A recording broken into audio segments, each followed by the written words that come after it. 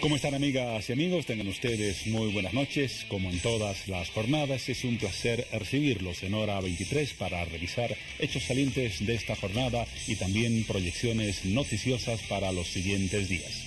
Comenzamos directamente con las novedades de esta jornada, y si hablamos de novedades en el panorama internacional, desde luego nos tenemos que referir a un hecho que causó profunda preocupación en la región. Un terremoto en Venezuela, en ese país sudamericano, que disparó las alarmas sobre posibles daños, víctimas y todo aquello que tiene que ver con un desastre de ese tipo. Nos ocupamos de esta noticia al principio de hora 23.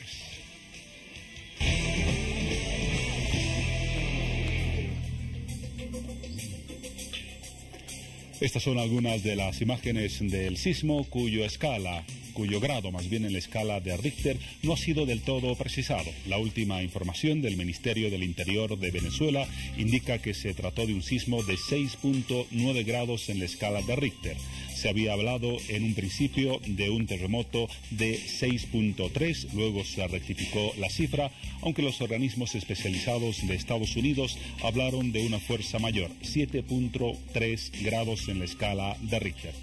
Hasta hace algunas horas, de acuerdo a los reportes oficiales, se habían registrado daños materiales, aunque no de gran consideración, y ninguna víctima. Vamos a verificar esa información en instante.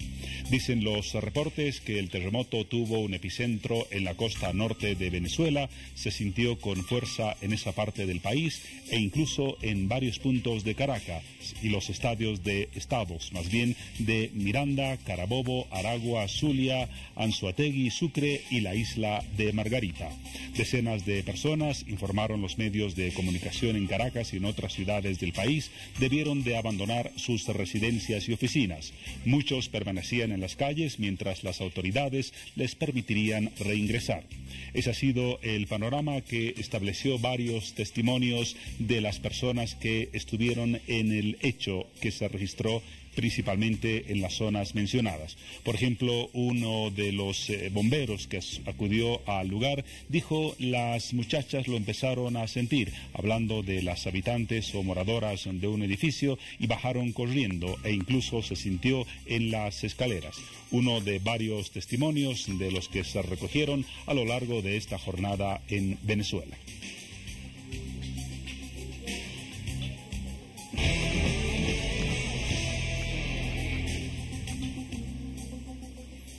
Ahora sí, les decía que íbamos a conocer detalles del tema, y qué mejor que establecer contacto directo con Venezuela y con la periodista Adriana Núñez Rabascal de La Voz de América. Estamos en contacto vía Messengers, la van a tener en imagen enseguida, y vamos a dialogar con la colega sobre lo que se registra en este instante en Venezuela en materia de información. Adriana, buenas noches, bienvenida a Hora 23. ¿Qué hora tenemos en Caracas, por favor?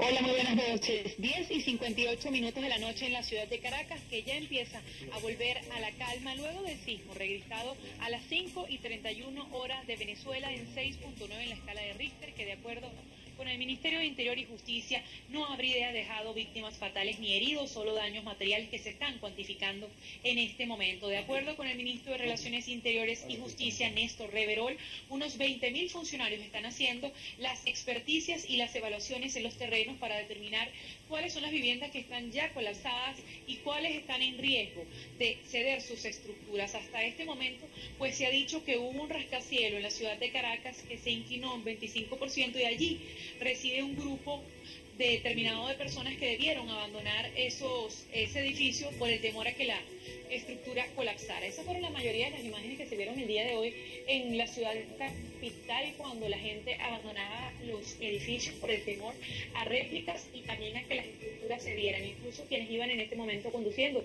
su automóvil en el tráfico se detuvieron ante el desconocimiento de qué era lo que estaba pasando. La mayoría de la gente dice que el sismo habría durado entre 50 y 55 segundos y vieron cómo se movían paredes, ventanas, muebles, bibliotecas, como en algunos casos las piscinas de hoteles de la ciudad capital le salió el agua, se vaciaron en parte por el movimiento telúrico.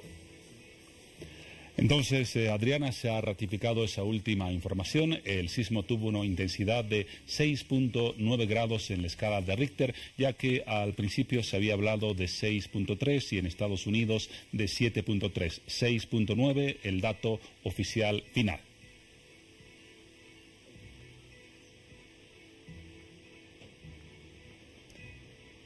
Tenemos algunas dificultades en el contacto con Caracas, pero nos decía Adriana ese dato importante, 6.9, el último informe del Ministerio del Interior de Venezuela. Además, otro dato importante, quizás el más destacado, se ha confirmado que hasta esta hora de la jornada tenemos la misma hora que en Caracas, las 22 horas con 58 minutos, no se ha registrado ninguna víctima mortal. Esa es la buena noticia. Algunos edificios sí han sufrido daños de consideración. Principalmente se habla de un edificio muy simbólico en Venezuela, la que se denomina como Torre de David, o el edificio que se denomina como Torre de David, una construcción de aproximadamente 45 pisos en Caracas, la capital, que no fue concluido, pero que sin embargo fue ocupado por familias de escasos recursos que desde luego han sido obligadas a evacuar esa construcción. Esas son las novedades de esta jornada. Ratificamos además que no se han registrado víctimas mortales, solamente algunos daños en la infraestructura. El terremoto también se sintió en Bogotá. Incluso el aeropuerto El Dorado de la capital colombiana suspendió operaciones por algunas horas, pero a estas alturas de la jornada, de acuerdo a los reportes que llegan desde Colombia, las actividades se han normalizado. Trataremos más adelante de retomar el contacto con Adriana Núñez Rabascal de La Voz de América para que concluya el informe que nos brindó a propósito de esa noticia que se generó hoy en Venezuela, un sismo de 6.9 en la escala de Richter. Pero mientras esperamos ese contacto, si lo llegamos a cristalizar, revisamos los temas que les ofreceremos hoy en Hora 23. El negocio del cemento en el país es un negocio de pesos pesados. Así lo dicen muchos economistas y dentro de poco tendrá un nuevo actor. Se trata de la empresa pública nacional estratégica Cementos de Bolivia, que será conocida o que ya es conocida como Esobol. Anuncia el inicio de actividades comerciales, es decir, la venta de cemento para el año 2019, donde se anuncia se pondrá a la venta aproximadamente 3 millones de bolsas de cemento. Tendrá que competir y duramente con otras empresas que ya están posicionadas en el mercado. Hablamos, por ejemplo, de Sobose, de Itacamba, de Cobose y de Francesa, principales protagonistas del mercado cementero en el país. Uno de los temas importantes hoy de Hora 23.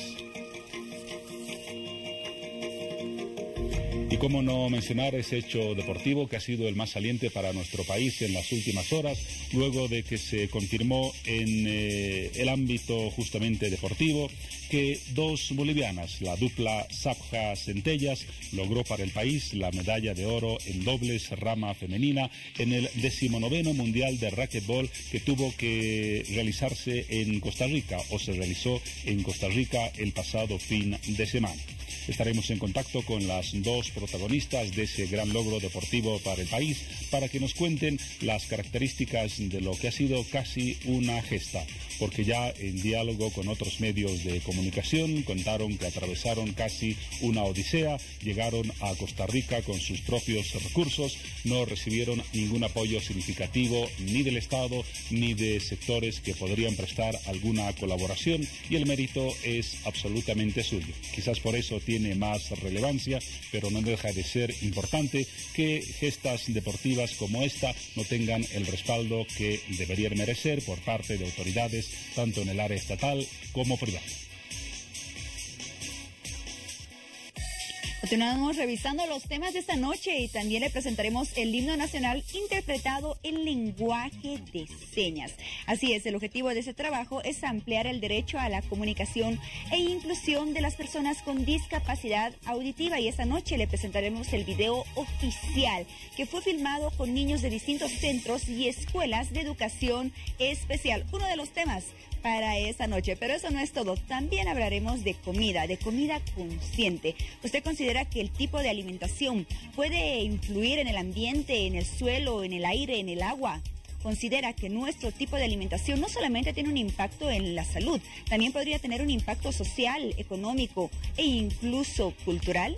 Bueno, pues le cuento que sí, y justamente se llevará a cabo el Festival de Comida Consciente, que tiene el objetivo de informarle acerca de este tema. Estaremos conociendo más detalles en los próximos minutos. Bienvenidos a todos y bienvenidos también a nuestras redes sociales, a los fieles seguidores que noche a noche nos acompañan con sus opiniones, con sus comentarios, con sus preguntas. Vamos a revisar la publicación que tenemos disponible en nuestra página de Facebook, Hora 23, respecto al tema principal de esta noche. Hablamos de ESEBOL, 10 años en la producción de cemento.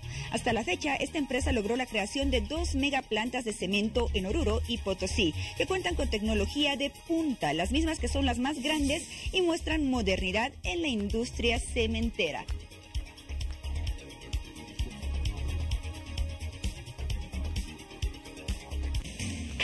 Son las 23 horas con 3 minutos en Hora 23. Vamos a desarrollar los temas anunciados. En principio, ¿qué tal si comenzamos a conocer los detalles de lo que será una empresa protagonista en la economía, en el ramo de la construcción y allí donde se necesite cemento? Me refiero a la empresa pública nacional estratégica Cementos de Bolivia, conocida como ESEBOL. En las últimas horas se ha proporcionado información respecto a las características de las 2 plantas de cemento que se encuentran en construcción. Una en el departamento de Oruro, otra en el departamento de Potosí. Se anuncia el ingreso del producto de ESEBOL al mercado ya para la próxima gestión. Hablamos del año 2019. Vamos a conocer detalles de esta empresa y de las próximas actividades que va a realizar a través de la palabra de su gerente técnico. Se trata de José Luis Jiménez Olmos, a quien damos las buenas noches y la bienvenida. ¿Cómo está? Bienvenido. Muchas gracias, Juan Pablo. Buenas noches, y a través de ustedes a todo el país. Lo decía, estamos hablando de ESEBOL y de 2 plantas que se están construyendo en 2 departamentos del país. Brevemente, ¿cuáles son las características de la que está por inaugurarse en Oruro, la de Potosí, y cuándo entran en operaciones? Bueno, estamos hablando de una planta de producción, la de Oruro, que entramos ya en los próximos meses en una etapa de pruebas. Las características: es una planta de producción de 1.3 millones de toneladas de cemento al año. Como línea de producción, es la línea de producción más grande del país, ¿no? Estamos proyectando que entrar al mercado entre los meses de febrero y marzo, ¿no? Que vale decir al primer trimestre del año 2019. Eso en cuanto a la planta de Oruro. Planta de Oruro. La segunda está ubicada en Potosí. En Potosí, en el municipio de Potosí, 15 minutos de la ciudad. Las mismas características, son plantas gemelas. Ambas tienen tecnología alemana. Hoy por hoy, la tecnología top en el mundo en el tema de producción de cemento. Ventajas visibles al tener la misma tecnología en las 2 plantas, ¿no? Nos decía la planta de Oruro una capacidad de 1.3 millones de toneladas al año. En el caso de la planta de Potosí, ¿cuál será su capacidad? Es la misma capacidad, ya que las 2 plantas tienen ingenierías gemelas. Estamos hablando entonces de una producción anual estimada en 2.6 millones de toneladas al año. Exactamente. Con esto, la empresa Cementos de Bolivia se convertiría, usted me ratifica o me rectifica si me equivoco, en la principal productora de cemento en el país, porque Sobose, por ejemplo, que entiendo es la más importante, produce 1.6 millones de toneladas al año. Sí, ESEBOL se va a convertir en la planta de producción de cemento, en la empresa, con sus 2 plantas, con mayor volumen de producción. Porque en un segundo lugar actualmente se encuentra Itacamba con 1.2 millones de toneladas al año, luego Cobose, que produce algo menos de 1 millón de toneladas, y Fancesa, que se encuentra por las 870.000 toneladas. Esos son los datos que otorgan, ¿no?, las empresas de producción, pero sí, ESEBOL se convierte en la más grande. Ahora, el hecho, dirán algunos economistas, de que produzca más no implica automáticamente que ocupe el primer lugar del mercado en ventas. ¿Qué va a hacer ESEBOL para tratar de disputar a las empresas que actualmente controlan el mercado el primer lugar o los lugares preferentes en la comercialización de cemento? En tono con la ingeniería que hemos implementado, ingeniería top en el mundo, lo que pretendemos es brindar al cliente producto de calidad. No tener las certificaciones a nivel nacional y a nivel internacional que brinden un producto de calidad, igual al que se comercializa ahora o superior. Tener confiabilidad en la entrega, tener un precio competitivo, ¿no?, por debajo del mercado. Al ser una empresa pública, nuestro papel es fundamental en este rubro, que es un rubro de ya competitivo. Oportunidad de entrega, planes de comercialización, planes de negocios elaborados, muy bien desarrollados, que lo estamos trabajando justamente ahora y los vamos a presentar. Ahora, desde luego, en la cadena de producción tener el producto en sí es un eslabón, quizás el más importante, pero luego forman parte de esa cadena la distribución, la comercialización. ¿Cómo se está en cuanto a la logística para esas otras partes de la cadena de producción y comercialización? ESEBOL está desarrollando alianzas estratégicas que nos van a permitir, ¿no?, distribuir el cemento a todos los proyectos a los que tengamos que llegar, a nuestros clientes finales. Bueno, por antonomasia, ESEBOL va a participar en la provisión de este insumo que es vital para la construcción en los proyectos de inversión pública, de infraestructura pública. Ahora, el precio. Todos se preguntarán cuál será el precio. Tal vez es temprano para definirlo. Usted nos dirá si es así o no. Tengo entendido que, haciendo un promedio, la bolsa de 50 kilos de cemento actualmente en el mercado, con algunas variaciones dependiendo del origen, se encuentra en 56 bolivianos. ¿Y hay alguna estimación de cuál podría ser el precio de la bolsa de cemento de ESEBOL? Dependiendo de la ubicación, va a tener varios precios, incluyendo el tema de transporte, pero esencialmente la planta de cemento, las bolsas de cemento en la planta van a tener un costo mucho menor de lo que es el mercado. Es parte de nuestra función como empresa pública, ¿no?, para regular el mercado, ofrecer un precio muy competitivo y que sea de fácil acceso al cliente final. Menor a este 56 bolivianos. Va a estar siempre por debajo del precio de mercado. Ahora, usted conoce de profesión, no le preguntaba al principio, economista, administrador. Ingeniero civil. Ingeniero civil. Usted conoce muy bien en el mercado la costumbre hace mucho y suele ocurrir, por ejemplo, que en la región oriental Itacamba tiene una buena presencia, Soboce en la región occidental del país, en la parte sur francesa. ¿Qué se va a hacer para romper esa costumbre de productos que tienen aceptación en mercados regionales para que ESEBOL tenga una presencia nacional? Bueno, esencialmente es brindar un producto de calidad, ¿no?, conseguir la confianza del constructor, del ingeniero calculista, que es el que propone el cemento, y para eso vamos a conseguir certificaciones, como decía, tanto nacionales como internacionales, que van a poder brindar y certificar, para la redundancia, un producto de calidad, como digo, muy por encima de lo que hoy por hoy se comercializa en el país. Ahora, por ejemplo, Soboce está asociada con capitales peruanos, pertenece a un holding peruano. En el caso de la empresa estatal, ¿va a estar asociada a alguna cadena extranjera o se trata de una iniciativa y una empresa íntegramente nacional? Es una empresa íntegramente nacional con capital del país, ¿no? Es un crédito interno del FINPRO, el Fondo para la Revolución Productiva, que tiene participación 100% del gobierno nacional. Leía un artículo que se publicó esta semana en La Razón con algunos datos de lo que va a ser la actividad de ESEBOL, y allí se señalaba que apunta en principio a cubrir entre el 25 y el 30% de la demanda nacional. ¿En qué plazo se estima lograr esa proporción del mercado? Dadas las características de la planta que estamos construyendo, esta va a operar, va a iniciar su producción al 80%, ¿no?, porque la tecnología nos obliga a hacer esto. Inicialmente vamos a participar, ¿no?, de inicio durante el primer trimestre, los primeros meses de producción, cerca del 30% de la cuota del mercado. Y vamos a ir creciendo. Y una vez que tengamos las dos plantas ya en producción, vamos a participar ya con poco más del 40% del mercado. Al ser la empresa más grande, nuestra cuota va a ser muy importante. ¿Cuáles son las razones o los argumentos que les llevan a afirmar que pueden llegar a esa cuota importante de participación en el mercado? Como lo decía, nuestra tecnología, no solo nuestra, sino la naturaleza de la tecnología de producción de cemento te obliga a tener una producción por encima del 80%. La maquinaria no está diseñada para tener una producción menor, ¿no? Entonces, de entrada, ya sea nosotros como ESEBOL u otra empresa que instale, está obligada a producir el 80% de su capacidad. Entonces, la intención es que con este 80% de inicio y a acomodarlo en los proyectos, en nuestros clientes finales, que van a ser esencialmente proyectos de infraestructura pública, pero vamos a participar también del mercado abierto. Y usted decía, el precio va a ser, desde luego, un factor importante. A propósito del precio, ¿no hay alguna regulación que establezca que, por ejemplo, ESEBOL tenga un precio menor al del mercado y que eso genere cuestionamientos? Por ejemplo, una competencia desleal. ¿No hay esa posibilidad? No, esencialmente no. El espíritu de ESEBOL no es competir deslealmente con la iniciativa privada, ¿no? Más bien es mantenerla y elevarla, ¿no? ESEBOL pretende ser punta de lanza en la producción de cemento, ser el referente nacional y regional, si se puede, en la producción de cemento, pero en competencias leales estamos entrando en condiciones igualitarias a cualquier iniciativa privada.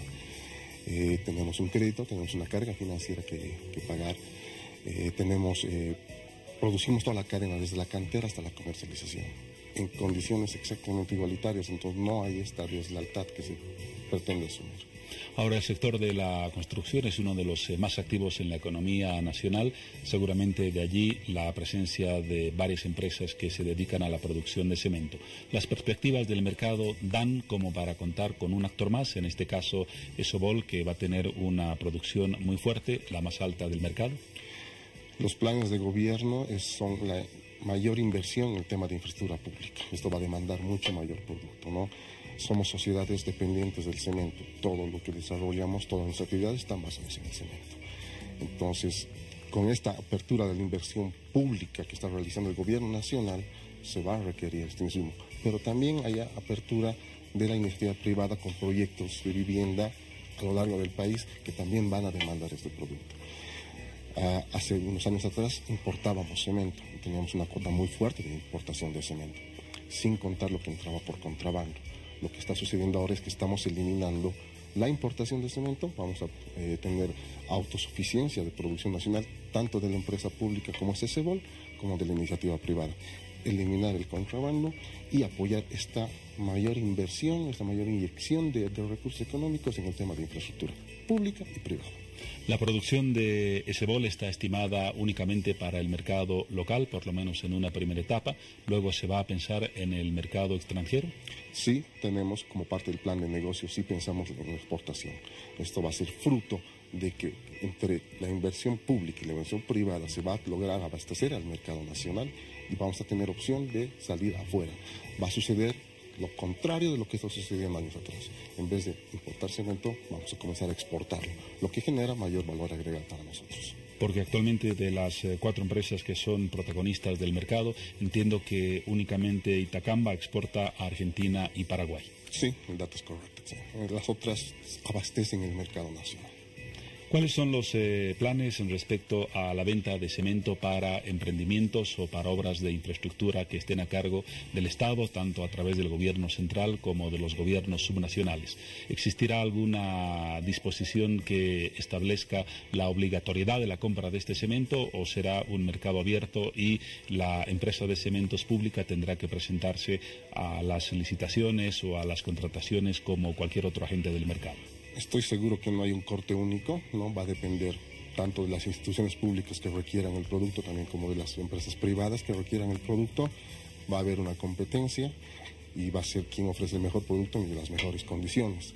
Más nuestra misión como ESEBOL, como empresa pública, perteneciente al gobierno nacional, va a ser apoyar los proyectos de infraestructura pública. Nuestro precio, al estar por debajo del precio de mercado, va a ser un producto competitivo, con calidad, con cantidad. El hecho de que esté respaldada la producción de ESEBOL por tecnología alemana da una buena referencia en el mercado local, nacional e internacional. Decididamente, lo que tenemos ahorita es nuestro proveedor ThyssenKrupp, alemanes, hoy por hoy considerados los número 1 en la fabricación de equipos para la producción de cemento. Decididamente al cliente final, al que conoce, al constructor, es un buen referente, ¿no? Estamos trayendo lo mejor de lo mejor que existe. Una inversión muy fuerte por parte del gobierno nacional, iniciativa de nuestro presidente, compañero Morales, y bueno, que ahora se está materializando y es una realidad. En febrero inauguramos la planta de oro. Para concluir, algunos números que son importantes. ¿Cuál es la inversión en dólares, o si tiene el dato en bolivianos, que se ha realizado hasta ahora para el montaje de las dos plantas, la de Oruro y la de Potosí? Cada planta, al ser planta gemela, costan un crédito de FINPRO. Cada crédito es de 306 millones para el proyecto, que incluye la construcción de la planta. ¿Bolivianos o dólares? 306 millones de dólares. ¿Para cada planta? Para cada planta, ¿no? Hagamos un total de 612 millones como empresa. La inversión más grande en cemento que se está realizando en el país. Incluye la construcción de la planta, capital de operaciones, trabajo de control y monitoreo, que llega a ser una supervisión, todo el gasto administrativo y financiero que se tiene, ¿no? Un proyecto integral, se consideró todas las variables.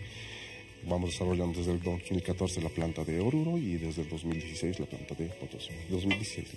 Una inversión de más de 600 millones de dólares. Sí. De acuerdo a las estimaciones, ¿en qué periodo de tiempo, si existe ese cálculo, se estima recuperar esa inversión o cubrirla? Tenemos unas condiciones financieras establecidas para este crédito que nos dan 20 años para la recuperación, para el repago de la deuda, ¿no?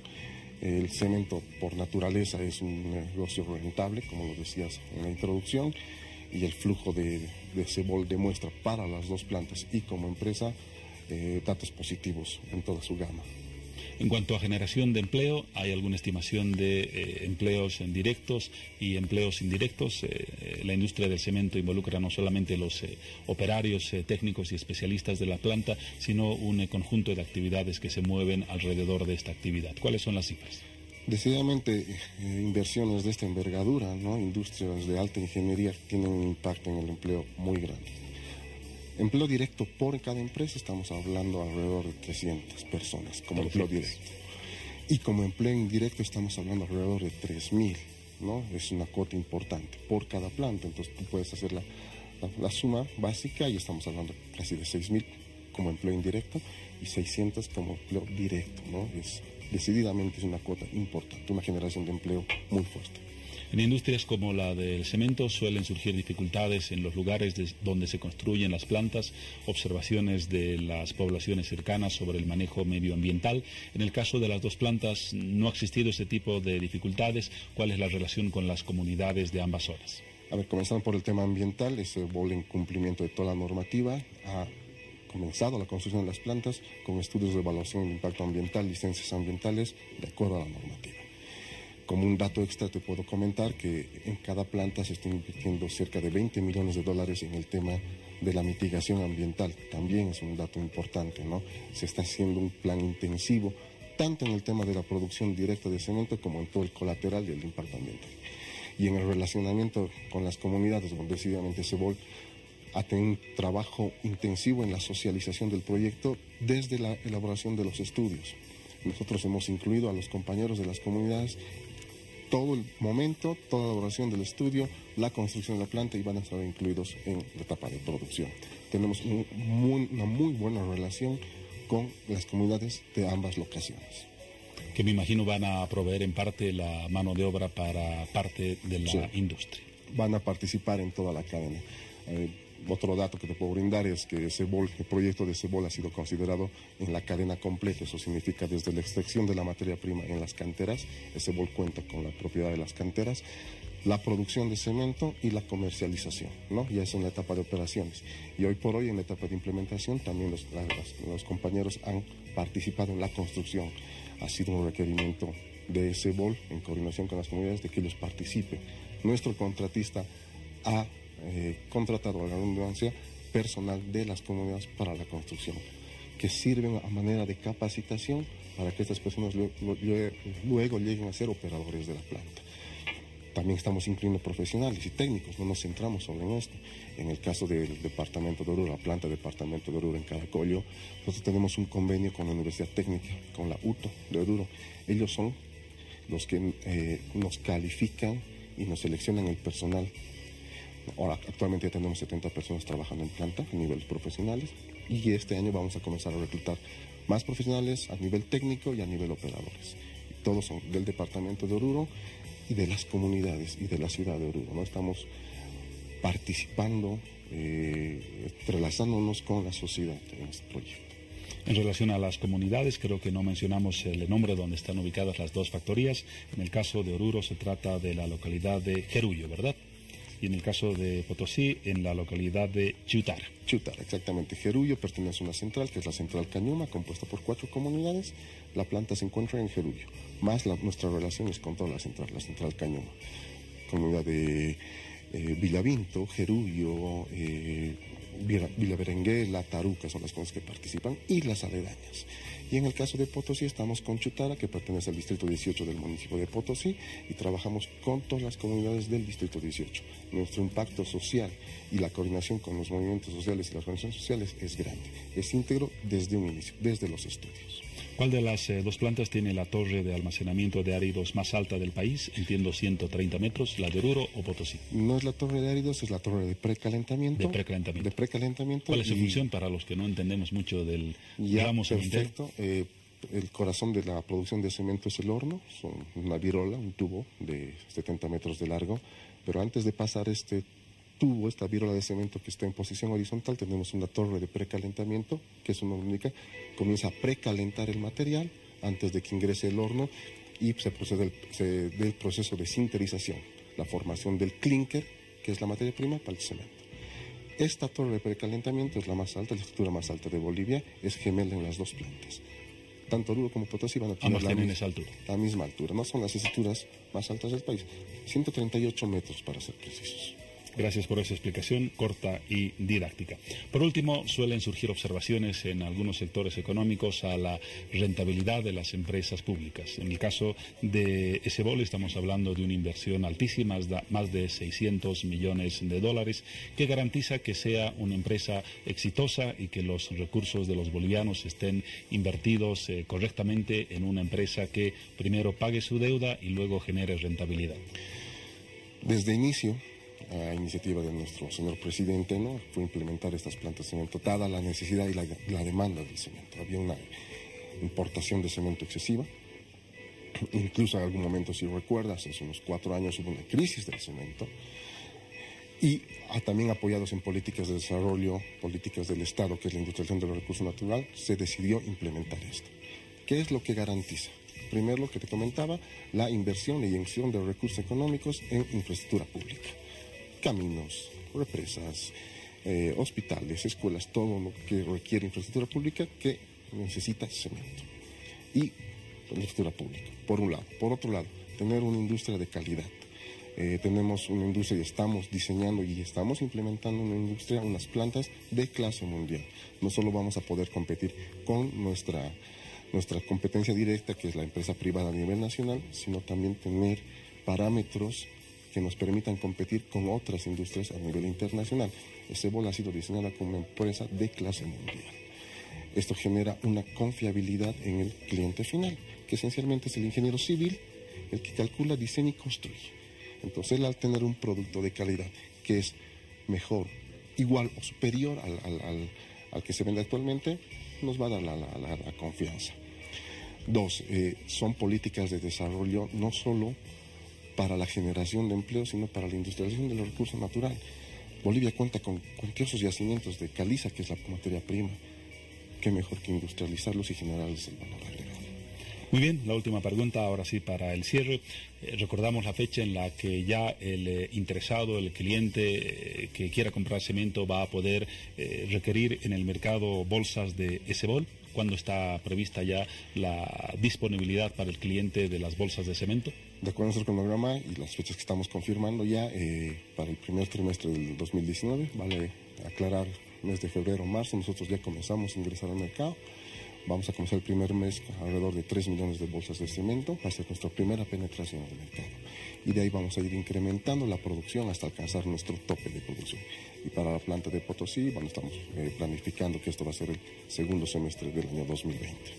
Las fechas entonces para el ingreso al mercado de la producción de cementos de Bolivia, ESEBOL. Gracias José Luis Jiménez Olmos, gerente técnico de ESEBOL, por los datos que nos ha brindado y desde luego éxito en la tarea que están cumpliendo. No, les agradezco a ustedes, agradezco al canal por la apertura, por el espacio, y es más, aprovecho la oportunidad para invitarlos a hacer seguimiento de este proyecto y si se puede visitar la planta, ¿no? Es una linda oportunidad para ver ingeniería de este vuelo. Seguro que sí, tomamos nota de esa invitación y hasta una próxima oportunidad. Que sea así, gracias a ustedes. Volvemos ahora al tema que inauguró Hora 23. Habíamos tenido un corte en la comunicación, son las 23:27. Hemos retomado el contacto con Caracas y con la periodista Adriana Núñez Rabascal, de La Voz de América. Buenas noches otra vez, Adriana. Ahora sí, la complementación del informe que nos brindaste hace algunos minutos. Hola, buenas noches. Como te decía anteriormente, de acuerdo con el Ministerio de Interior y Justicia, no hay hasta el momento víctimas fatales ni heridos.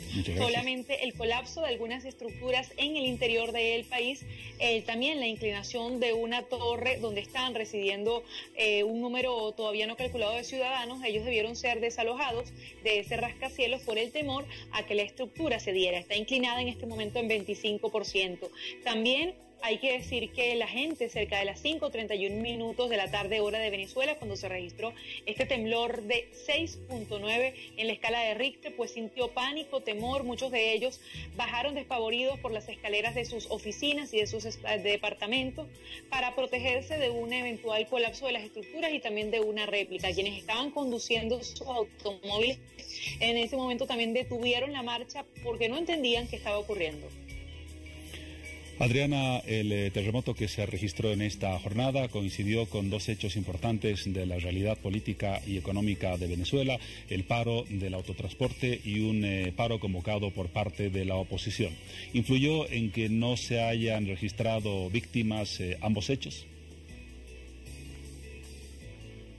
La verdad, no creo que hayan tenido relación ninguna de los dos eventos en que no se hayan registrado víctimas, porque si bien a las 5:31 cuando ocurre este temblor, ya igualmente la gente está de camino a su casa, el que haya acatado o no el paro, porque hay que decir que la paralización convocada por la oposición fue acatada solo por el 60% de los comercios y de los trabajadores. También hubo en el centro de Caracas una movilización para apoyar las medidas adoptadas por el presidente Nicolás Maduro el viernes, y esa movilización se acabó más o menos a esa hora, a las 5:31 de la tarde. Es atribuible que no haya habido víctimas a que quizás la intensidad del temblor no fue, o la profundidad del temblor no fue tan estremecedora, pues no logró generar ese tipo de pérdidas, porque como te decía un anterior contacto, el antecedente que tenemos en Venezuela es en 1997, un temblor que se registró en la ciudad de Cariaco, en el oriental estado Sucre, que es donde tiene el epicentro el día de hoy este sismo, y acabó con la vida de 70 personas. Ese es el sismo más reciente que haya generado víctimas fatales, porque después del 97 se han registrado decenas de movimientos telúricos, pero que no han dejado víctimas fatales. En algún momento de la tarde se habló de la posibilidad de declarar una alerta por tsunami, pero entiendo que esa posibilidad fue descartada completamente por las autoridades. Ha sido descartada totalmente esa alerta de tsunami en las costas. Lo que ha pedido el Ministerio de Interiores y Justicia es la calma de quienes en este momento están no solo en la ciudad capital, sino también en los 7 estados que se vieron sacudidos por este temblor. La última pregunta, Adriana. Siempre existe el temor, luego de un terremoto, a que se presenten réplicas. ¿Existe alguna información disponible sobre el tema? Ya se presentó una pequeña réplica de apenas 3,3, prácticamente imperceptible, pero sí existe el temor en la población a que esto pueda ocurrir. Por ahora, los organismos que estudian este tipo de fenómenos, los servicios sismológicos, no han dado cuenta de un nuevo parte oficial al respecto. Muchas gracias, Adriana. Adriana Núñez Rabascal, de La Voz de América, el contacto con Caracas, Venezuela. Un gusto tenerte en pantallas. Nuestro saludo desde La Paz. Tu despedida, por favor. Muchísimas gracias. Hasta luego. Ha sido el contacto con Adriana Núñez Rabascal, directamente desde Caracas. No se han registrado víctimas, el hecho que más debemos destacar a propósito de ese terremoto que tuvo finalmente, de acuerdo a cifras oficiales, una intensidad de 6.9 grados en la escala de Richter. Cerramos el tema y cerramos también este sector de hora 23. Nos vamos a nuestro primer paréntesis.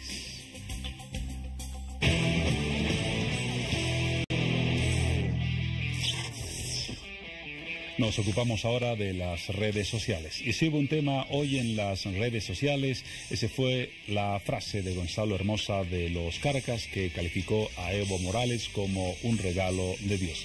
Hubo repercusiones, como es lógico, a favor y en contra de este punto de vista.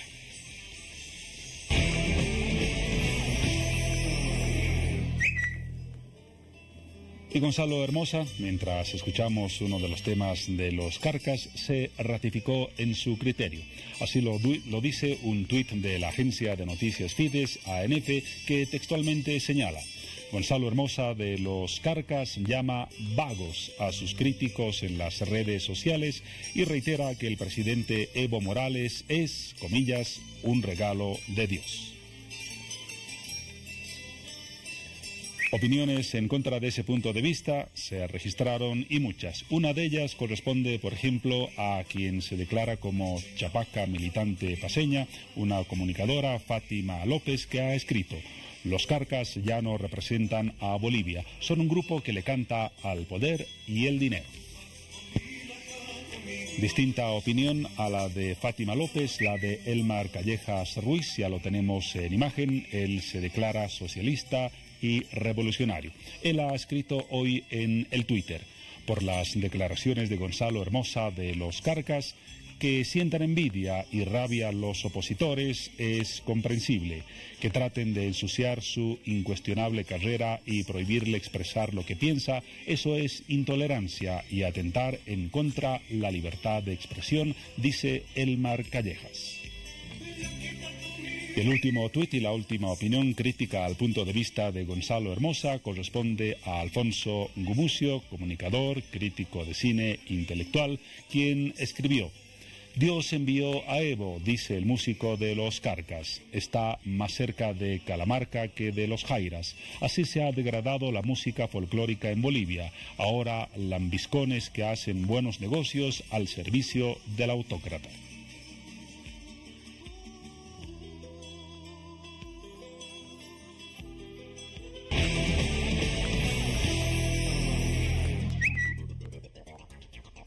Muy bien, cambiamos de tema y recordemos que la educación especial es parte de la modalidad del sistema educativo boliviano que busca justamente reconocer e integrar a todas las personas con discapacidad.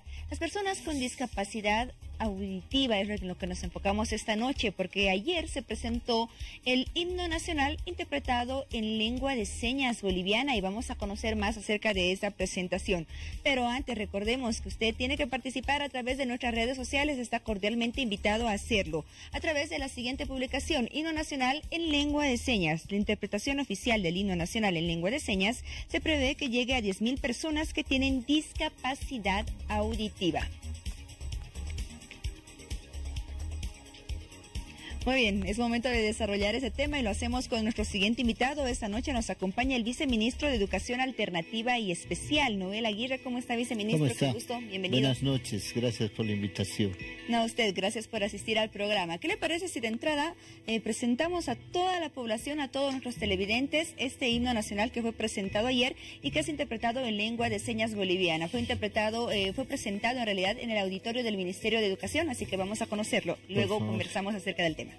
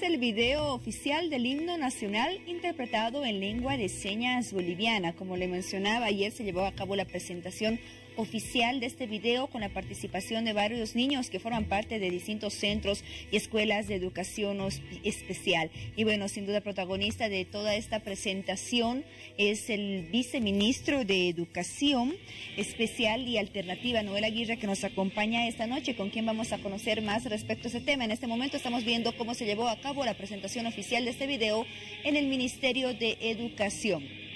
El himno nacional, interpretado en lengua de señas boliviana. Viceministro, a ver, cuéntanos más acerca de todo este trabajo que se ha realizado, un trabajo que cuenta con más de 2 años de investigación. Permítame hacer una introducción primero.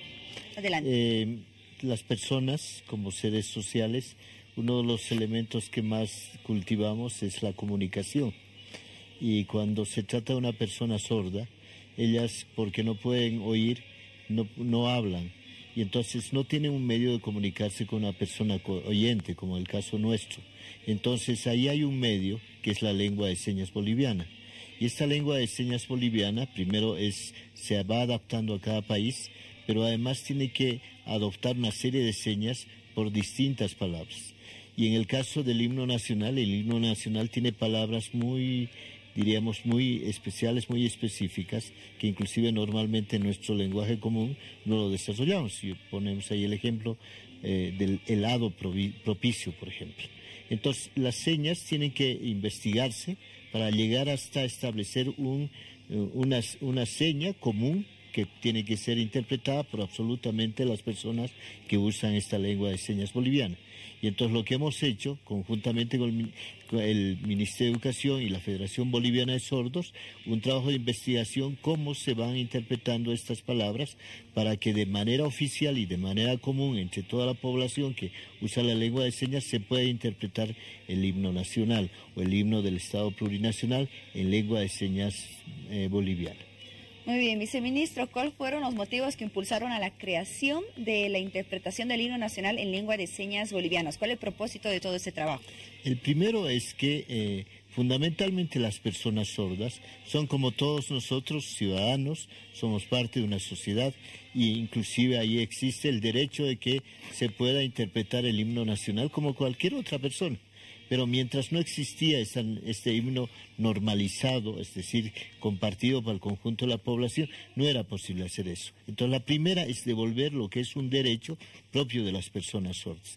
El segundo elemento es que podamos también cultivar la propia identidad de las personas sordas, porque en este caso lo que hacen es usar su propio idioma, usar parte de lo que es de ellos, usar las mismas señas que ellos utilizan, y eso fortalece a lo que es su propia identidad. Y tercero es que podamos tener la posibilidad de que las personas sordas, cuando hay un evento público, por ejemplo un niño que está en una escuela, cuando se interpreta el himno nacional, no se sienta al margen, sino también pueda interpretar en lengua de señas boliviana su himno en su propio idioma, en su propia lengua, y eso es lo que ahora va a permitir hacerse en absolutamente todas las unidades y centros educativos que tiene el sistema educativo donde hay personas sordas.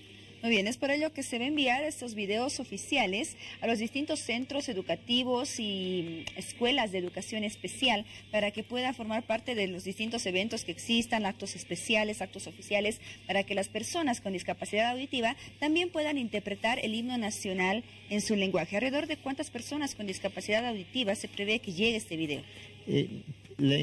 Nosotros tenemos niños y jóvenes que son personas sordas, que están en centros de educación especial y además en unidades educativas, de educación regular. Y ahí aproximadamente hay como unas 5.000 personas que están estudiando y que van a ser las primeras que van a recibir el CD donde está esta versión oficial, donde van a poder aprender a interpretar y además vamos a uniformar lo que es el uso de estas señas. Pero también esto tiene que llegar al conjunto de la población, de las personas sordas que no están en este momento, por ejemplo, estudiando o están en nivel superior. Esa va a ser una segunda etapa. Pero en la primera, que es este semestre del 2018, vamos a llegar aproximadamente a esas 5.000 personas que están estudiando en el sistema educativo y que tienen esa limitación de lo que es la persona sorda.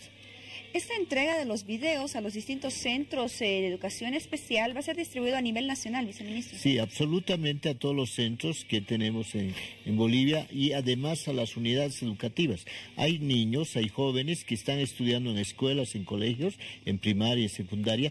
También les va a llegar para que pueda interpretarse de manera adecuada el himno del Estado Plurinacional de Bolivia. ¿Qué otros países de la región, viceministro, cuentan con la interpretación de su himno nacional en lo que es la lengua de señas? ¿Algún país tal vez que se ha utilizado como referente para este trabajo? En general, digamos, como sociedad, como distintos países, estamos pasando una serie de etapas.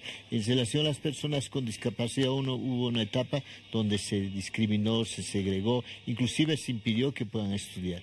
Ya la mayoría de los países ahora han entrado en lo que se llama la etapa de la inclusión. Y entonces esta acción es simultánea en algunos países de Latinoamérica, por ejemplo. Hay unos países que están más avanzados, pero también hay algunos que todavía están retrasados y están recién terminando de armar lo que sería la propia lengua de señas en todo lo que se compone la interpretación de absolutamente el léxico de todo lo que se debe hablar. Entonces estamos conjuntamente con los países en la misma tarea de tratar de generar una normalización de la lengua de señas boliviana. Y en Bolivia, viceministro, esto es un paso más de otros que se tienen ya planificados, porque se está trabajando también en ampliar el derecho a la comunicación e inclusión para las personas con discapacidad auditiva. Por ejemplo, existen cursos nacionales de formación de intérpretes de lengua de señas. Mire, ahí hay varias acciones que estamos realizando porque, como explicaba, por ejemplo, en el tema de comunicación, y todo es el trabajo vinculado con la Federación Boliviana de Sordos y el Consejo de Lengua de Señas Boliviana. La primera cosa que hicimos es trabajar en la producción de materiales educativos que sirvan para los niños estudiantes, cómo podrían hacer, por ejemplo, el estudio del lenguaje, de la matemática, pero además ahí comenzamos a trabajar en lo que es el primer diccionario para personas sordas. Conjuntamente con la Federación Boliviana de Sordos, Ministerio de Educación, establecimos el primer diccionario. El hecho que haya un diccionario permite que sea de uso común, es parte de la normalización. El segundo trabajo que hemos hecho es certificar a las personas sordas en lo que es el uso de la lengua de señas boliviana. Y ahora existen la mayoría de las personas sordas están acreditadas que lo que hacen es un buen dominio de la lengua de señas boliviana. El tercero son los intérpretes. La norma boliviana, los distintos decretos dicen que, por ejemplo, en los eventos de trascendencia nacional y en los informativos que se tienen en televisión, debe haber una persona que interprete. Lastimosamente en Bolivia, en periodos anteriores, no hemos tenido personas que hagan intérpretes, pero además no hay un centro oficial de formación. Con el Consejo de Lengua de Señas hemos creado la carrera, hemos seleccionado y ahora tenemos un conjunto de 35 personas que ya van a ser acreditados provisionalmente, porque tienen que terminar un curso, van a ser provisionalmente ya acreditados como intérpretes. Se graduarán el próximo año, ¿no? Y van a estudiar todavía un año, entonces de aquí a un año, y ahí van a salir oficialmente la primera promoción, diríamos, de intérpretes. ¿Qué nos permite todo esto? Dar la oportunidad a las personas sordas para comunicarse, para establecer un medio de conexión con el conjunto de la sociedad y ejercer lo que son sus derechos. Es un trabajo fundamental para educación, pero también para la inclusión en el mundo, en la sociedad, ¿no? En determinado momento, uno de los pedidos de las personas con discapacidad auditiva fue que la lengua de señas sea reconocido como un idioma oficial. ¿Se está trabajando, se va a trabajar en ello también, viceministro? Este también es un trabajo que hemos adoptado en lo que es el Consejo de Lengua de Señas Boliviana. Lo que estamos haciendo es conversar con la Asamblea Legislativa para que tomen en cuenta esta necesidad y podamos motivar la generación de una ley que permita que se pueda reconocer como lengua oficial dentro de lo que es los distintos idiomas que se reconocen en Bolivia. También la lengua de señas boliviana sea uno de los idiomas que se pueda reconocer para todo eso. Esa es nuestra próxima tarea, como también el trabajo es ampliar en el mundo educativo para que se pueda hacer buen uso de la lengua de señas boliviana. Así es, viceministro. ¿Cuál la importancia, ya casi para finalizar la entrevista, cuál la importancia de la inclusión de las personas con discapacidad auditiva y de ampliar también su forma de comunicación, su medio de comunicación, las consecuencias que se pueden generar también cuando no existe esta inclusión? Mire, es como una ruptura de una serie de mitos. Nosotros creemos, inclusive se mira de manera despectiva, se piensa que es un enfermo que no puede ser varias cosas, cuando es una persona con discapacidad o en este caso es una persona sorda. Lo que tenemos que seguir trabajando es en el reconocimiento, la inclusión, tanto en la sociedad como en la educación. Lo único, cuando hay una persona sorda, en relación a nosotros, está expresando la diversidad de los seres humanos. Y lo que nosotros tenemos que hacer es reconocer esa diversidad y crearle condiciones materiales para que pueda tener el mismo ejercicio de los derechos de la sociedad. Entonces, ahí hay un tema fundamental en el que estamos trabajando, Ministerio de Educación, Gobierno, Federación Boliviana de Sordos, Consejo de Lengua de Señas Boliviana, para que estas personas puedan tener el ejercicio del derecho como cualquier otro ciudadano y puedan acceder a la educación, a la salud en condiciones absolutamente favorables. El fondo de todo es que la sociedad sea cada vez más inclusiva, como la educación. Muy bien, felicidades por esta iniciativa, viceministro. Y bueno, las personas con discapacidad auditiva ya pueden interpretar el himno nacional en lengua de señas boliviana. Estaremos atentos ya a la entrega de todos esos videos a los distintos centros y escuelas de educación especial. En eso estamos. Muchas gracias por la entrevista. Bien, agradecemos a usted la presencia, agradecemos la presencia del viceministro de Educación Alternativa y Especial, Noel Aguirre. Hasta otra oportunidad. Un gusto. Bien. Nos vamos entonces recordando un poco de lo que es el video oficial del himno nacional interpretado en lengua de señas boliviana y después de una pausa retornamos con más.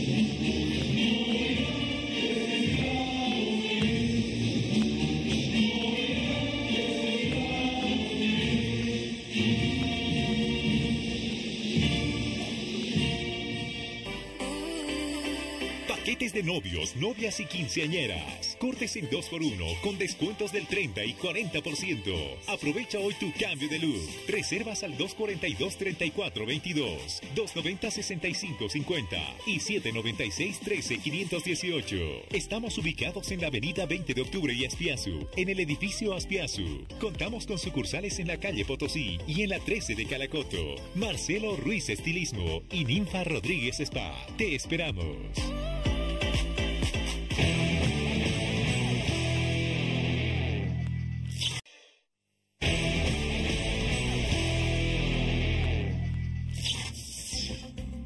Iniciamos un nuevo bloque de hora 23 y tan solo unos minutos nos separan de la medianoche. Es momento de conocer las noticias más destacadas de la jornada. La Fiscalía rechazó este martes la denuncia presentada por un grupo de diputados de oposición en contra del procurador Pablo Menacho y los ministros de Justicia Héctor Arce y de Minería César Navarro por una mala supuesta defensa de los intereses nacionales en el caso Quiborax, que implicó, recordemos, el pago de una indemnización de 42.6 millones de dólares a la firma de capitales chilenos. Por otra parte, el gobierno afirmó este martes que continuará con las tareas de erradicación en el municipio de La Asunta, provincia Sudyungas de La Paz, a pesar de las amenazas de los cocaleros de la zona que exigen la salida de los efectivos de la Fuerza de Tarea Conjunta. Por otro lado, recordemos que el Ejecutivo denunció que 2 militares fueron heridos por grupos armados que defienden la coca en este sector. Y para finalizar, hablamos de la Comisión de Autonomías de la Cámara de Diputados, la cual anunció que emitirá una petición de informe oral para el alcalde de Santa Cruz, Percy Fernández, para que explique sobre los procesos de contrataciones que presuntamente han incurrido en sobreprecio. Recordemos que la gestión de la autoridad local que pertenece a la agrupación ciudadana Santa Cruz para Todos fue cuestionada por supuesto sobreprecio en la adquisición de bandas y banderas para los concejales municipales.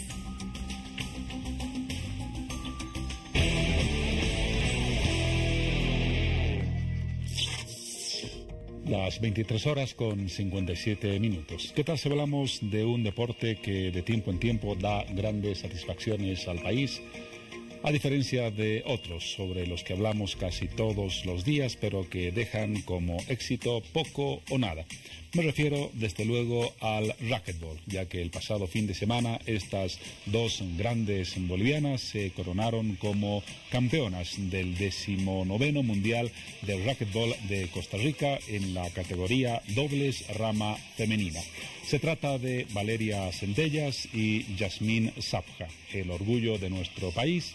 Imágenes de ellas entrevistadas por los medios que a veces somos ingratos. Nos acordamos de los deportistas, especialmente de estas disciplinas que no se mencionan mucho en la cobertura diaria cuando se obtiene algún logro, cuando nuestra obligación, la de todos, debería ser preocuparnos, impulsar esa actividad, apoyar y lograr que alcancemos éxitos y más éxitos, o que por lo menos tengamos una competencia y un papel importante en torneos internacionales. Vamos a hablar con nuestras dos deportistas orgullo del país este fin de semana y vamos a comenzar con Valeria Centellas. Estamos en contacto vía Skype. Buenas noches, Valeria. Ella se encuentra en Cochabamba. Primero, cuéntanos algo, por favor, de tu trayectoria deportiva. ¿Cómo estás? Bueno, muy buenas noches. Muchas gracias por la entrevista. Bueno, yo comencé ya con el deporte cuando tenía 4 años, donde mi papá me llevaba a jugar frontón con varios de mis familiares, que eran mis tíos y mis primos, donde ahí ya empecé a agarrar una raqueta. Ya después, gracias a la motivación de un primo que jugaba racquetball, decidí a mis 9 años entrar a jugar, donde ya me gustó mucho más el frontón y básicamente todos los días empezaba a entrenar de 1 hora a 2 horas y cada vez me volvía mucho más competitiva y al final terminé quedándome en ese deporte. Para que te conozca un poco más la gente, actualmente, ¿a qué te dedicas? ¿Íntegramente al racquetball o cuáles son otras actividades que cumples en Cochabamba? Bueno, yo sigo siendo estudiante, tengo 16 años, entonces aún continúo en el colegio. Recién me encuentro en quinto de secundaria, donde recién el siguiente año voy a salir y ya ahí empiezo con los estudios y en la tarde recién empiezo mis entrenamientos.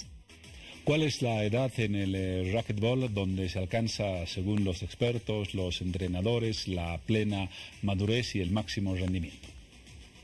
Bueno, según los resultados mayormente vistos, un deportista se vuelve profesional a partir de sus 19 o 20 años, donde tal vez un poco más, donde ya comienza a participar en más campeonatos internacionales y donde ya tiene un poco más de apoyo de su gobernación o de su país, viendo que rindió bastante bien en sus campeonatos juniors o ya si tuvo la suerte de clasificar en campeonatos open a una corta edad.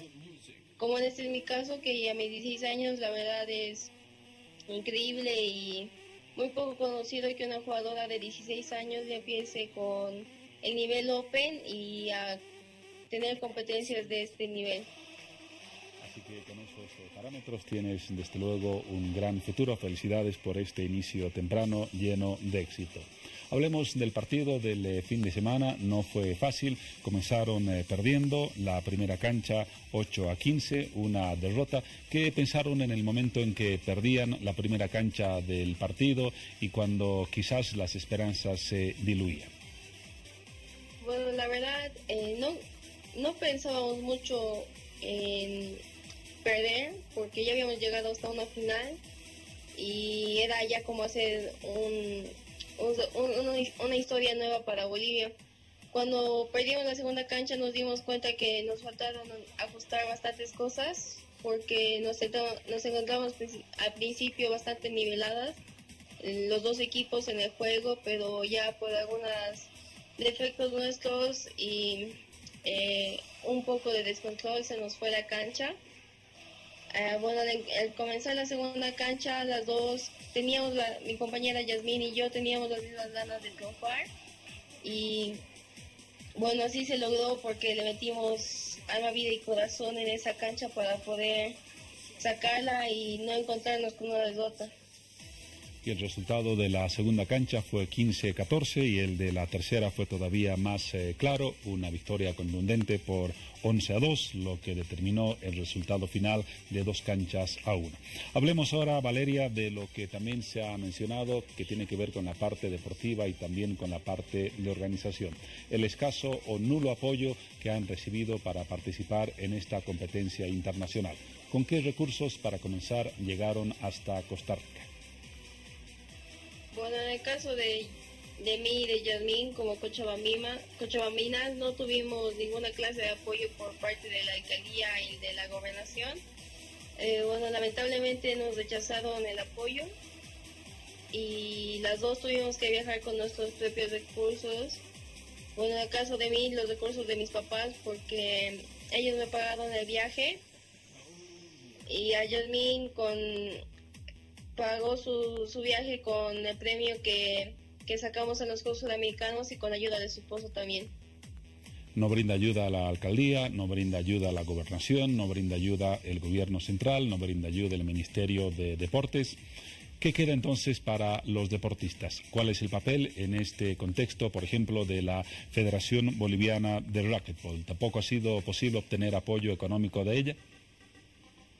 No, lamentablemente no se encontraba con ninguna clase de apoyo económico porque gastó la mayoría de sus ingresos o de lo que le dan por año para mandarnos al campeonato panamericano en Temuco, donde gastó bastante de los recursos que tenía. Ella también gastó otra parte en los Juegos Sudamericanos y lamentablemente se quedó sin ninguna clase de recursos económicamente, y igual solo buscaban apoyo de algunas empresas o de la gobernación.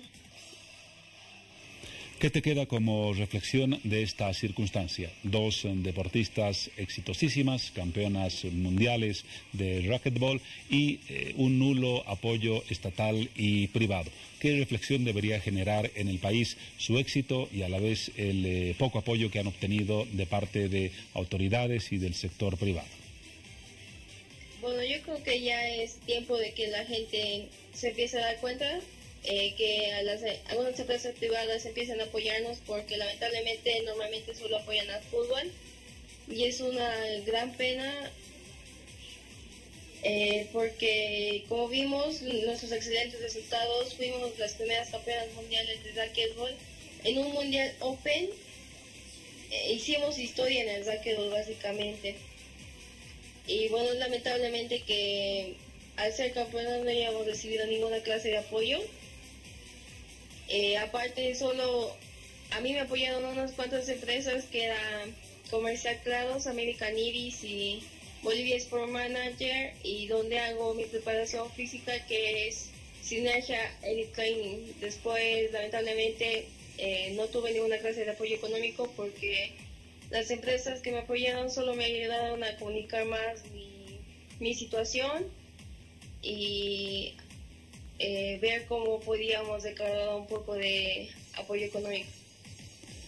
De acuerdo, gracias Valeria Centellas, han hecho historia, tú lo has dicho con esas palabras, no solamente en el racquetball, sino en el deporte boliviano, que tiene escasísimos motivos de orgullo y escasísimas victorias de la categoría que ustedes han logrado. Así que felicidades, a seguir adelante, felicidades a tu familia por el apoyo que te ha brindado, porque esperar respaldo de los demás parece que va a demorar un poco. Tus palabras de despedida. Agradecerles cordialmente por la entrevista que me acaban de hacer, porque es un gesto muy noble de su parte para comunicar nuestro gran logro y nuestra situación con la que fuimos, y agradecerles de todo corazón por esto. Muchas gracias Valeria, una vez más a tu persona. Vamos a hablar enseguida con la otra protagonista de esa gran y resonante victoria nacional. Se trata de Yasmine Sapja. Estamos ya preparando el contacto correspondiente. A propósito del respaldo de autoridades, hoy se ha conocido que el secretario ejecutivo de la alcaldía de Cochabamba, Alex Contreras, informó que se elabora una ley municipal del deporte que, ha dicho Contreras, permita brindar apoyo económico a los deportistas bayunos desde el próximo año. Ha sido la primera reacción en organismos estatales a la victoria de esta pareja y ojalá de verdad es esa promesa de cristalizar una ley municipal del deporte se haga realidad.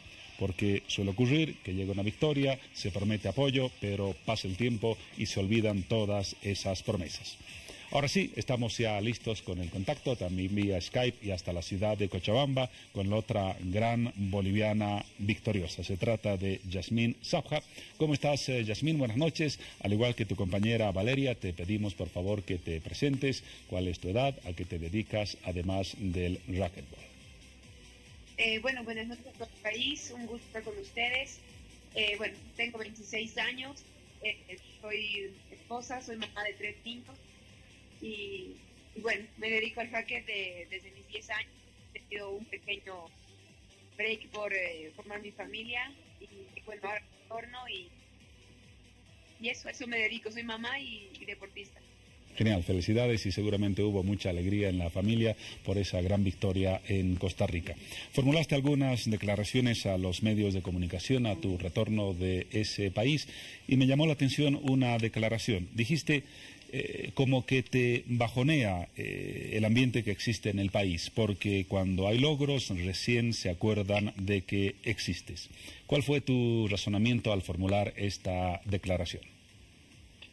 Mira, obviamente siempre es un halago, siempre es una alegría el recibimiento que nos han dado, la cobertura que nos han dado ya al llegar y bueno, al traer buenos resultados, ¿no? Pero la verdad que por el otro lado nos entristece un poco por el hecho de que cuando vamos a tocar puertas antes de asistir a un campeonato, ahí normalmente se nos cierran, ¿no? En esta oportunidad la verdad que no hemos tenido ningún tipo de apoyo, hemos podido asistir a este campeonato gracias al premio que hemos recibido de los Juegos Sudamericanos, pero que bueno, ese dinero en realidad pues tendría que tener otro fin. Es un premio a toda nuestra carrera, no para invertirla en el deporte, ¿no? Pero bueno, tuvimos que disponer de ahí de este dinero para participar de este campeonato. Es lamentablemente así. Valeria nos contaba que fue su familia la que financió su viaje a Costa Rica. En tu caso entiendo que obtuviste la medalla de plata en los recientes 11º Juegos Sudamericanos y el monto que recibiste por esa medalla fue el que utilizaste en parte para los gastos del viaje a Costa Rica. ¿Fue así? Sí, totalmente. Yo, bueno, conseguí 2 medallas de plata, una en la categoría individual y una por equipo femenino, que bueno, como dices, tuve que disponer parte de ese dinero para poder prepararme para este campeonato, que también me incluía un gasto y bueno, obviamente para poder asistir, participar y estar allá presente. Así, lamentablemente, el reconocimiento que otorga el Estado boliviano debe ser reinvertido por las propias deportistas. No digamos que está mal, pero no debería ser la fuente única para las actividades y las competencias a las que deben asistir. ¿Qué reflexión? La misma pregunta que formulé hace algunos instantes a Valeria, te genera, Yasmín, esta situación. ¿Qué dirías a las autoridades, a quienes tienen la posibilidad o la responsabilidad de apoyar a deportistas exitosas como tú? Bueno, mira, entiendo las dificultades que hay en cuestión económica, el tema de presupuesto, el tema de repartir para tantos deportistas que hay en el país, pero bueno, yo creo que hay que armar estrategias de programas, proyectos y rangos los que sí debe apoyar a los deportistas de. Yo pienso que por el corto presupuesto que tenemos para el deporte en nuestro país, hay que tal vez armar una propuesta en el tema de que se apoya a las personas que traen medallas, sino no el apoyo antes para tener que evitarte de apoyar a todo el mundo, sino traes medalla y te pago por medalla, digamos, una cosa así, de que sí también te esfuerces y bueno, sea una remuneración a todo tu esfuerzo y al final de cuentas también empezar a profesionalizar el deporte en Bolivia, porque si queremos hacer algo realmente como deportistas, pues tenemos que dedicarle un tiempo muy considerado para poder también tener una buena participación. Algunos dicen que las comparaciones son odiosas, pero en el caso siguiente creo que no lo son. ¿Cuáles son las condiciones? Seguramente tú conversaste con compañeras de otros países de tu disciplina. ¿Cuáles son las condiciones con las que ellas acuden a una cita internacional? ¿Qué apoyo reciben específicamente de su país? Mira, en varios países, primero que dan un sueldo mensual. Conozco casos de jugadoras que reciben $2,000 de sueldo mensual, muy aparte de cubrirles absolutamente todos los gastos, de asistir a toditas las paradas del club profesional y obviamente a los campeonatos que van a representar.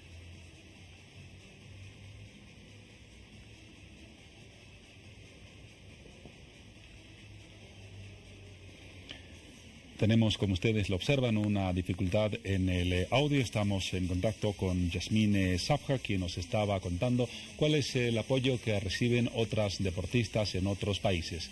Nos mencionaba el caso de un respaldo mensual de $2,000 para su preparación, además de cubrir los otros gastos que implican la alimentación, los lugares donde se entrenan, en fin, todas las condiciones que debería recibir una deportista, no digamos exitosa, pero sí una deportista que está en camino de serlo.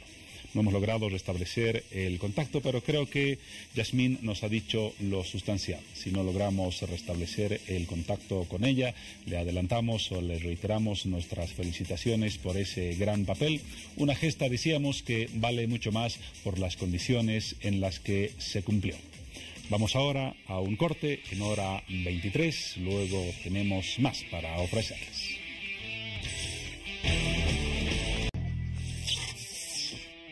Estamos en otro sector, pero no queremos dejar de despedirnos de Yasmine Sabha. El contacto con Cochabamba vía Skype. Estamos en los ajustes correspondientes para conocer su punto de vista. Ahora sí tenemos el contacto. Yasmine, nos contabas, te pedimos recapitular esos datos, por favor. ¿Cuál es el apoyo que recibe una deportista como tú, pero en otro país? Bueno, mira, como te comentaba, en varios países reciben un sueldo mensual, en algunas situaciones un sueldo de $2,000 mensual, aparte de absolutamente todos los viajes a las paradas del club profesional, que son más de 50 paradas entre Estados Unidos, México y parte de América, y además también a todos los campeonatos que representan a su país. Bueno, es una muestra clara en la diferencia del apoyo que tenemos acá. Aquí no recibimos casi nada de apoyo, y bueno, las personas que reciben apoyo acá son incluso gente que ni siquiera representa al país, como fue el caso de algunos deportistas de la disciplina de rugby, que bueno, también es una llamada de atención o parar orejas, porque realmente qué está pasando con el Ministerio de Gobierno y el Ministerio de Deportes, perdón, pero bueno, es aceptable que pueda ser, y bueno, es un golpe, porque así se nos han escapado muy buenos jugadores, el caso de María Italiano, Adrián Riveros y Mercado, que han optado por irse a jugar por Colombia y Argentina, de los cuales tienen muy buen apoyo, que han aumentado mucho su nivel. De acuerdo, gracias Yasmine, ha quedado muy claro. Tenemos un Estado supuestamente millonario, pero pobre en cuanto a actitud hacia el deporte en algunas disciplinas, y el racquetball es una muestra de ello. Pese a ello, la iniciativa y el esfuerzo personal traen logros para el país que ojalá sean valorados en su verdadera dimensión, no sean los últimos, y tengamos una real política de apoyo al deporte y no un conjunto de discursos que no llegan a nada. Ahora sí, Yasmine, tu despedida en pocas palabras antes que se nos vaya nuevamente la señal de audio. Bueno, muchas gracias por la cobertura y un saludo para todos. Muchas gracias y felicidades una vez más. Felicidades Yasmine, felicidades Valeria. Son en estos días y por mucho tiempo el orgullo deportivo de nuestro país.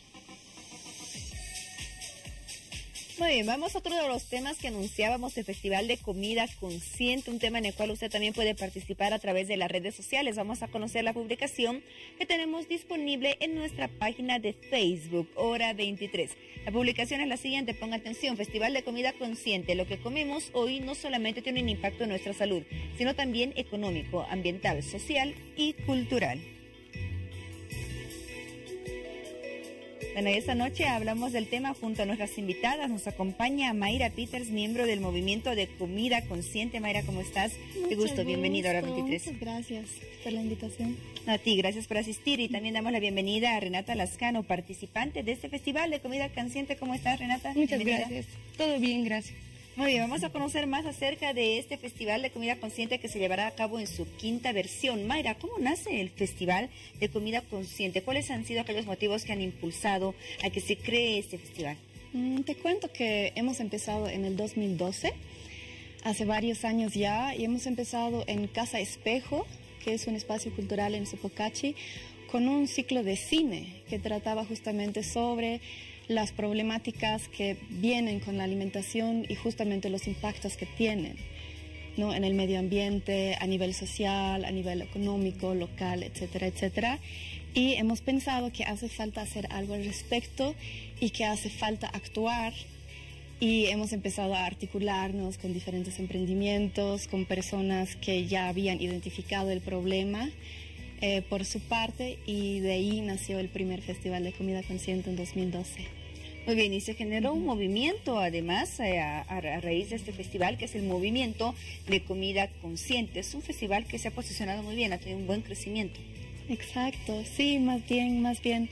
El año pasado tuvo lugar la 5ª versión y claro, digamos, desde el 2012 ya ha sido bastante notable el crecimiento. El año pasado estuvimos en la Plaza Villarroel y han participado aproximadamente 100 iniciativas, organizaciones, agrupaciones, activistas, horticultura, gastronomía. Es bastante amplio. 100 participantes. ¿Y de inicio con cuántos iniciaron? Tal vez unas 10, 12, 15 iniciativas. Muy bien, 12, 15 iniciativas, bastante crecimiento, además muy evidente. Renata, tú participaste el año pasado en el Festival de Comida Consciente. ¿Cuál fue el objetivo de esa participación y este año también que estás participando nuevamente?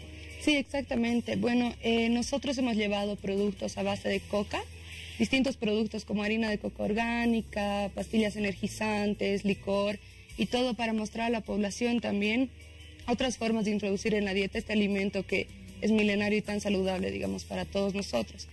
Y hemos decidido participar en el Movimiento de Comida Consciente porque justamente compartimos, ¿no?, los mismos valores de la importancia de la alimentación para nuestro cuerpo, para la sociedad, para el planeta, y cómo poco a poco cada acción nos ayuda a sumar o restar de alguna manera un crecimiento positivo o negativo en cualquiera de estos aspectos, ¿no? Y la intención de mi participación y de todos los que estamos en el festival es justamente eso, crear esa conciencia, que la gente aprenda y se sienta realmente empoderada en el hecho de que todo lo que un consumidor vaya a comprar o no va a tener un impacto positivo o negativo también. Oye, mencionábamos que la comida o nuestro tipo de alimentación no solamente tiene un impacto en nuestra salud, también tiene un impacto económico, un impacto social, se habla incluso de un impacto cultural, con ejemplos concretos. ¿Por qué se dice que tiene este impacto en distintos ámbitos, Renata? Por ejemplo, impacto ambiental, uno tiene que saber, tiene que ir hacia atrás, ¿no?, a partir de un producto. Uno compra un producto y a partir de sus ingredientes, de dónde viene, dónde ha sido fabricado, cómo ha sido manufacturado, uno puede saber todos los recursos que han tenido que ser involucrados para lograr tener un producto final, ¿no? Por eso sabemos que las grandes industrias y todo eso lamentablemente están depredando el planeta, y la gente no se da cuenta de eso porque solo ve el alimento y ya, pero realmente no vive el hecho de que todo lo que trae por detrás. Ese sería, ¿no?, el impacto ambiental. El impacto cultural, por ejemplo. Por ejemplo, en este caso, más que nada, nosotros como bolivianos tenemos muchos alimentos que están en nuestra cultura desde hace siglos, muchos siglos.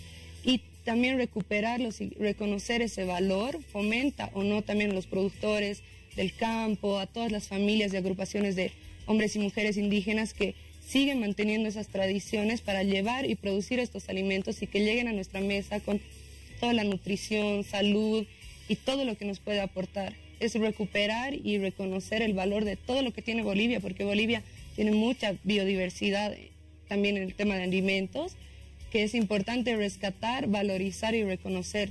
Muy bien, y ya para finalizar vamos con el impacto económico. Bueno, eso, en los emprendimientos, hay muchos emprendimientos personales y también de asociaciones, que al comprar de esas personas uno está fomentando a que muchas familias se sostengan y puedan sobrevivir, tener una mejor calidad de vida, dar educación a sus hijos y también que todo el ciclo se cierre de forma más amigable, ¿no? Y con más amor. Muy bien, Renata, queda clara la explicación. Muchas gracias por ello. Mayra, actividades previas que están realizando a este festival, porque aún falta un tiempo, es en octubre, ¿cierto? El Festival de Comida Consciente, pero ustedes van realizando actividades previas ya relacionadas con este importante festival. ¿Cuáles son? Exacto. Vamos a empezar este viernes justamente a las 7 de la noche. En la Casa de los Nengunes vamos a tener un encuentro para personas voluntarias que se quieran unir al movimiento y que quieran ayudar a organizarlo. Porque todo el movimiento de comida consciente nace, digamos, desde la autogestión y desde la autoconvocatoria también. Entonces, digamos, trabajamos con 14 criterios, que son estos, aquí. Vamos a mostrarlos. A ver. Ya, 14 criterios, ¿trabajan con ellos? Y, digamos, personas, organizaciones, instituciones que se identifiquen con estos valores y que trabajan en la misma línea, se pueden unir y están muy bienvenidos. ¿Cómo se pueden unir a este movimiento de comida consciente? Contactándonos, estamos en el Facebook, por ejemplo, como Comida Consciente. Las personas también se pueden contactar al 655-55156 cuando quieran, sí. Va a ser importante que se puedan sumar personas que reúnen características en común con todos ustedes y que, bueno, tienen como objetivo justamente brindar toda la información acerca de la importancia de la alimentación y de que esta alimentación esté en base a comida consciente, que es uno de los objetivos principales de este festival. Han elaborado una ecoguía, Mayra, ¿cierto? A ver, la vamos a mostrar un poco acá. La ecoguía que ha sido elaborada justamente para este festival. ¿En qué consiste esta ecoguía y cuáles son los objetivos detrás de ella? La ecoguía ha nacido el año pasado justamente para la fecha del festival. La hemos sacado, es un prototipo. En realidad la idea ya existía en un movimiento en Cochabamba y la idea es recolectar un poco justamente o visibilizar la articulación que nace desde el movimiento de comida consciente, ¿no? Que engloba diferentes fases del ciclo de la alimentación, que inicia, por ejemplo, con la producción de alimentos, luego pasa por la transformación de alimentos, la comercialización y luego gastronomía, obviamente, la parte de la cocina y también todo lo que sigue, como por ejemplo el manejo de residuos, como iniciativas que se ocupan de la educación, de la sensibilización, de la concientización de la población, ¿no? Y toda la parte de horticultura. Muy bien, Mayra. En otras versiones tengo entendido que ustedes eligieron un lema para el festival, un lema con un significado especial. ¿Para este año existe un lema también? Sí. ¿Les ha significado? ¿Cuál es el lema? El lema es cambiemos el mundo un plato a la vez. Cambiemos el mundo un plato a la vez. A ver, ¿cómo lo entendemos? No sé, bueno, la idea detrás de eso es justamente lo que ha mencionado Renata, ¿no? Es el empoderarnos y recordar que yo como consumidora, como persona que come mínimamente 3 veces al día y hago esas decisiones diarias y varias veces al día, tengo cierto poder, ¿no? Y puedo decidir, puedo aportar o puedo restar algo, ¿no? Y teniendo toda esa información, estoy, digamos, en posición de tomar decisiones más informadas y más responsables. Muy bien, Renata, existen muchos festivales relacionados con comida, con gastronomía, con la alimentación. ¿Qué consideras que hace distinto al Festival de Comida Consciente de los otros eventos que se realizan? Definitivamente la visión que tiene este festival y bajo los 14 criterios con los que trabaja. Y bueno, el lema, ¿no? Que dice cambiar el mundo un plato a la vez, lo que decíamos, y lo que hace diferente, más allá de visibilizar y crear un momento genial para compartir tanto entre las personas que son participantes del festival y todos los asistentes, es el hecho de que a la vez estamos educando, concientizándonos, creando un estilo de vida un poco más armonioso entre todos como sociedad y como individuos, ¿no? Como uno mismo. Entonces yo creo que es una herramienta para crear más paz interior y en comunidad y en familia y en amistad, y a partir de las pequeñas cosas que uno puede aprender, y más que aprender también darse cuenta, porque hay muchas cosas que siempre han estado ahí y no es hasta que uno despierta y que dice que realmente empiezas a atar todos los cabos, ¿no? Que están sueltos tal vez, que uno va mejorando poco a poco y va compartiendo eso. Entonces creo que eso está realmente demostrado en el crecimiento que ha tenido el festival. Empezar con 10 o 15 emprendimientos a 100 y la lista de espera de gente que también quiere entrar y comparte, y también todas las nuevas iniciativas que estamos viendo en el mercado bajo estos criterios de comida consciente, que también es un movimiento global, ¿no? Nos hace parte también de ese cambio positivo que podemos hacer a nivel mundo. Muy bien, Renata. A ver, yo te voy a pedir que de forma breve puedas ayudarnos a responder algunas opiniones que tiene la gente, que consideran algunos mitos, otros verdades, acerca de la comida consciente. Algunos dicen la comida consciente es fea. Para nada. Es una mezcla más bien de sabores infinitas y combinaciones que son un festival en la boca. Sí, no es para nada fea, más bien las personas que vayan y participen del festival lo van a poder comprobar a cada paso, de que realmente uno cuando ya llega a conocer varía incluso mucho más su alimentación y nutrición y todo eso, así que no es fea para nada. Muy bien, otros dicen la comida consciente es cara, comer sano y mejor es caro. No, también yo lo considero es un mito, porque desde dos puntos de vista, ¿no? Uno, si vas hacia los productores y todo eso, aportas de manera directa hacia su economía familiar, y te ahorras un poco todo el tema de distribuidores o intermediarios que puede tener un producto hasta llegar a tu mesa. Y por otro lado, en tema salud, es mejor invertir un poco más en una alimentación sana y combinarlo con un estilo de vida saludable, que vivir con pastillas y médicos a la larga con una enfermedad que te va a costar y te va a endeudar, y son casos que vemos todos los días, ¿no? Sin duda. A ver, vamos con otra opinión. Algunos dicen que no hay muchas opciones de alimentos saludables, ecológicos y orgánicos. Yo creo que eso igual es un mito, porque simplemente ir a los mercados y ver todo lo orgánico que todavía tenemos la fortuna de conseguir acá, nos muestra de que eso es un mito. Y por otro lado, de acuerdo a las opciones, yo creo que cada vez son más las opciones más conscientes, saludables, vegetarianas, veganas y todo, que apuntan hacia una alimentación y un estilo de vida más saludable. Y además el Festival de Comida Consciente tiene como objetivo justamente visibilizar la creciente oferta que existe respecto a este tipo de alimentación, ¿cierto? Exactamente. A ver, vamos con otra opinión ya casi para finalizar. Algunos dicen el Festival de Comida Consciente es para vegetarianos, ¿es cierto? No, no es solo para vegetarianos, más bien no es para nada excluyente. Todas las personas pueden comer este tipo de comida y es muy saludable que lo hagan. Muy bien, Mayra, ya para finalizar la entrevista te pido que hagas la invitación para todas las personas para que puedan sumarse a este movimiento de comida consciente, formen parte de las actividades previas y bueno, ya con mucho tiempo de anticipación puedas hacer la invitación para el Festival de Comida Consciente que se llevará a cabo en octubre. Sí, muchísimas gracias. Bueno, les invitamos para el sábado 6 de octubre a la Plaza Villarruel a participar en el Festival de Comida Consciente en su 5ª versión. Anticipadamente a eso se pueden contactar en cualquier momento a través de nuestra página de Facebook de Comida Consciente y seguirnos con los eventos previos que vamos a tener.